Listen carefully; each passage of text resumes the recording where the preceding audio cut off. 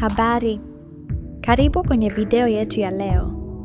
Leo tutajadili njia za kitabibu za kuongeza uwezekano wa kupata watoto mapacha. Kuna dawa za uzazi ambazo zinaweza kusaidia kuongeza nafasi za kupata mapacha. Dawa hizi huchochea ovari kutoa mayai mengi kwa wakati mmoja. IVF ni njia nyingine inayotumika sana. Katika IVF, mayai hutolewa kutoka kwa mwili wa mwanamke na kurutubishwa na mbegu za kiume katika maabara.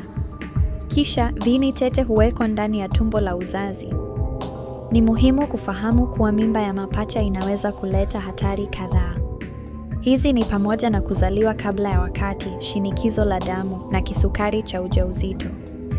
Ikiwa unafikiria kuhusu njia za kuongeza uwezekano wa kupata mapacha, ni muhimu kushauriana na daktari bingwa wa uzazi. Wataweza kukupa ushauri bora na kukusaidia kufanya uamuzi sahihi.